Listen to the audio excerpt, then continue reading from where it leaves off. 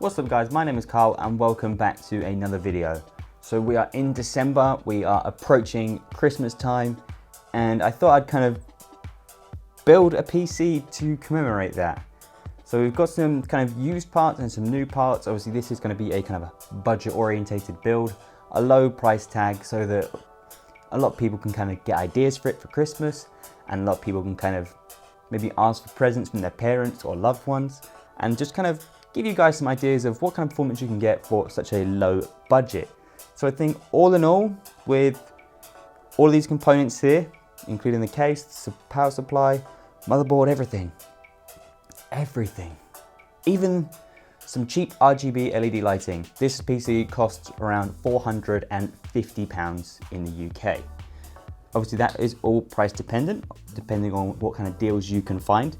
My graphics card here, the GTX 1060, the motherboard and the CPU and the RAM are all used parts.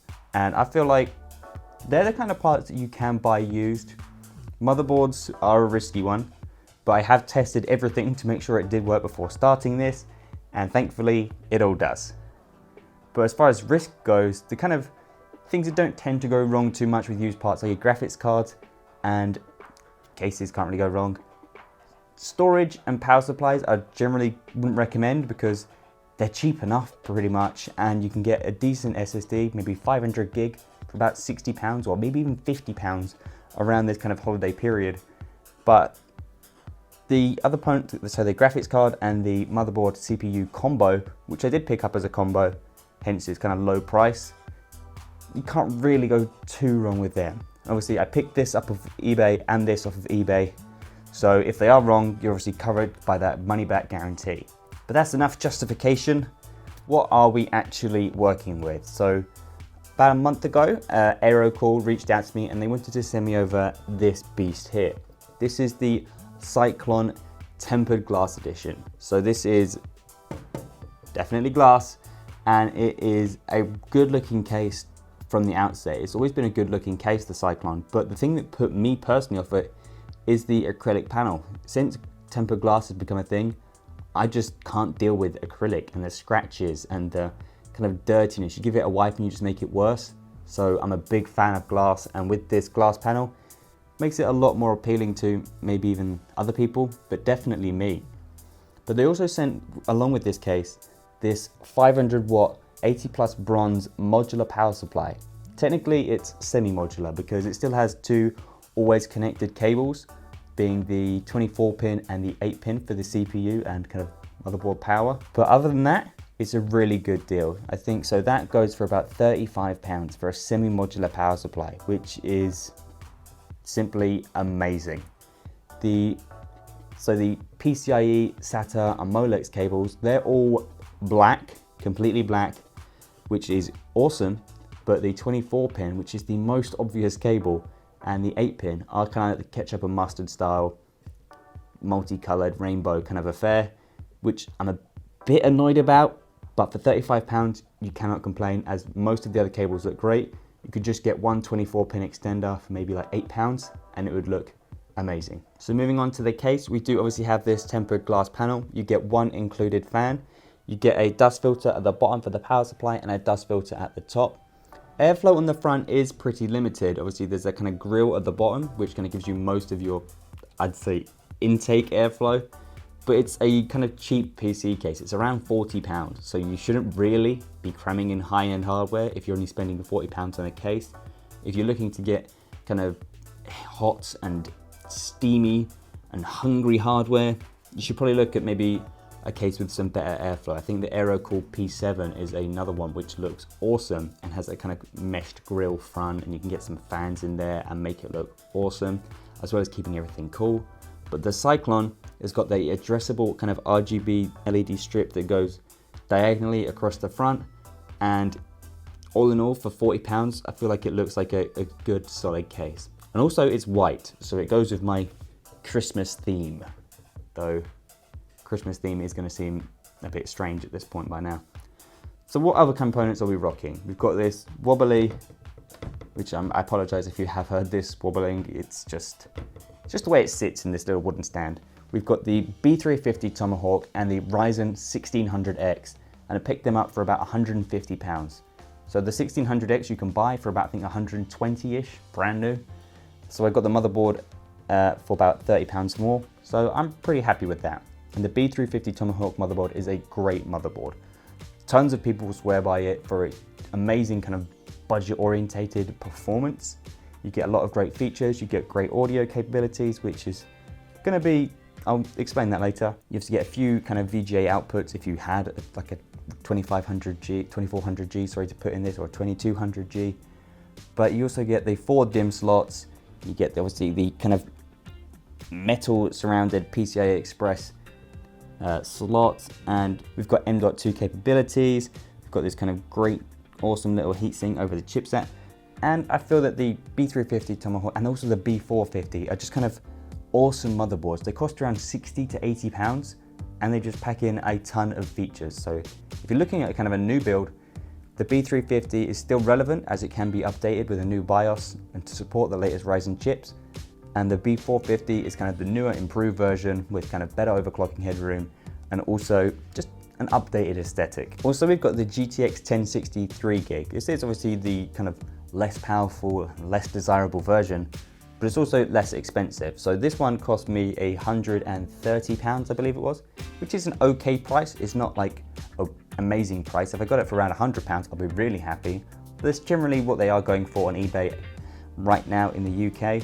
So I'm fairly happy with it. It's also got the kind of dual fan design. It's a Zotac card, amp edition, so it should kind of have a decent factory overclock straight out the box. For RAM, we've got some Vengeance LPX. We've got 8 gigs of DDR4 at 3000 speeds. Ryzen loves that speed memory, so obviously 3000 or more is always what I'd recommend. It's red, Christmas, Santa, red, that's why it's here. I do have plenty of black versions, but I've been waiting for a reason to use the red one for a while, and this is the build for it. It is only 8 gigs, and I'm not sure how the PC is going to perform with just 8 gigs, but with the 4 DIMM slots, we can always add 8 gigs more down the line for a fairly affordable price. I picked this up online from CEX in the UK for £60, which is awesome, I think, because I think I've had these a while. I bought these when they were expensive to buy 8 gig kits, brand new. 8 gig was going for around £100. I got these for 60 back then, but they've been holding up well. They're doing their job, and they're going to be in this PC, giving it a little bit of flair. And then for storage, the only form of storage is a 240 gig SSD from Kingston. I've seen a lot of this kind of SSD being recommended and floating around all over kind of tech websites like eBuyer, Overclockers, and Amazon. It's a really kind of budget-friendly SSD that Kingston have brought out, and I'm excited to see how well it does. I think for 240 gigs, it costs around £30, which is awesome, because for me, any system nowadays, when they're that cheap for 240 gig, any system should have an SSD in it. Whether you throw in an extra hard drive or more SSDs, you need to be having one in 2018, and I can't understand how people can use a PC without one. Personally, I've had SSDs for like 5 years now, maybe. I think my first one was a Samsung 830. I don't know when they came out, I'll be honest. Maybe it was 4 years. But anyway, I digress. I'm getting distracted. So this is the general setup. We've got pretty much everything covered. But the reason this video was delayed, and I was hoping to have it out by now, what's the date? It's the 9th today that I'm actually recording this. I was hoping to have this all done and dusted by now, but the motherboard I bought did not have one of these, so I had to wait about 3 weeks for this to arrive from China. It cost me like £2.50, but it was the waiting time. I would have paid more if I could have had it sooner, but I didn't. So I've got it now, and now I can commence. Oh yeah, one last thing. It's Christmas. It's a Christmas themed PC. I've not got much else in the way of kind of tinsel and lights in this PC other than what's on the front. So I've got some cheap RGB floppy magnetic LED strips. These are SATA powered. They come with this big old box. I'm going to try and find somewhere for that. And the infrared receiver for the remote, which is somewhere. And this was about £10. So We'll see how this actually works out. They might be awful, they might be great. There's only one way to find out. We're gonna start building this PC, get everything inside, and I'll bring you guys along for the ride.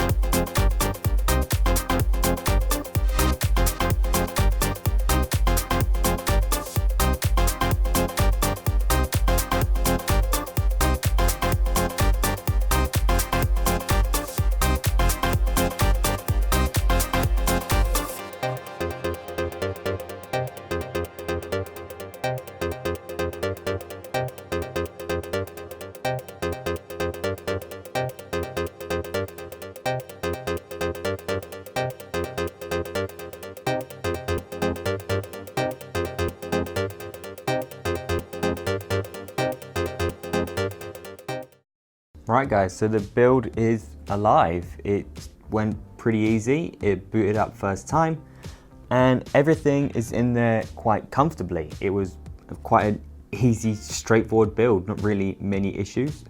There was a couple things I did have to alter, which is the fans. I couldn't be dealing with a Molex fan. It's just me personally. Plenty of people are happy with them. I want to be able to set my own fan speeds. So I put in two Corsair ML120 fans, which are from my own rig, which I've taken out in my last video. If you've not seen that, check that out. So they're now in this system. Also, another thing I did add is obviously the LED strips. So they're in there, they are up and running. We've got the remote here. It works just fine. So they're off and on, and we can change the color and do what we want with them. A little bit more customization, quite easy to work with, so I'm happy with that. The side panel went on pretty easily, the back panel, so I was quite happy with that. It did take two people though, but usually they usually do when they're looking at cheaper cases. So I'm quite happy with how easily that went on. That can take a couple minutes with 2 people sometimes, so that was quite straightforward. The Cylon itself is a bit of a funny case. It's obviously designed as a ATX case, so obviously a full-size ATX board fits in there quite comfortably, as it does. But there's not a lot of room around the bottom or the top or the side of it, so there's not really any kind of proper cable routing options for your 8-pin cable. You kind of have to split it into 4 and then kind of stuck up this tiny little gap behind the motherboard, and then kind of bend it around and poke it in, and then obviously put the 2 4-pins back in together to make the 8-pin. The 24-pin is a bit of a funny one. I think it's routed currently through a, I'm not really sure what that slot's for, to be honest, but it doesn't look like your traditional kind of cable routing route. And the other thing that did annoy me is the USB 3.0 header. It's got like a separate kind of cable coming off of that, so that you can either have USB 3 or 2, which is good in a way, but it makes the cable so much bigger. They're big enough as it is, and it doesn't need to be like that. If you can't use it and your motherboard doesn't have one, then just forget it. It doesn't need to be converted to a USB 2. It's a nice thought, and it's kind of a good idea, but it's just a pain in the back, if I'm honest. But other than those few minor little niggles, which took maybe like a minute to get around, it was a fairly straightforward build, and the case looks awesome. One thing I was really happy about is the power supply that Aerocool sent out, and for £35 I wasn't expecting a lot, to be honest. I was expecting it to be okay, maybe it'd get the job done, might be quite loud, but it's pretty quiet. I can barely tell the difference between the power supply fan and the other fans in the case. And the modularity of it made it so much easier to cable manage.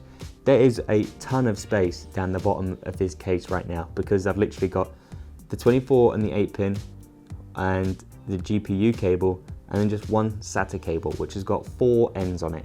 So I've connected in my SSD, I've connected in the power for the LED on the front of the case, and I've also managed to connect in the power for the LEDs that I've fitted inside the case, all with just one cable, which means there's still one spare if I wanted to add a hard drive down the line, so I wouldn't even need to add in the extra cable that come in the box.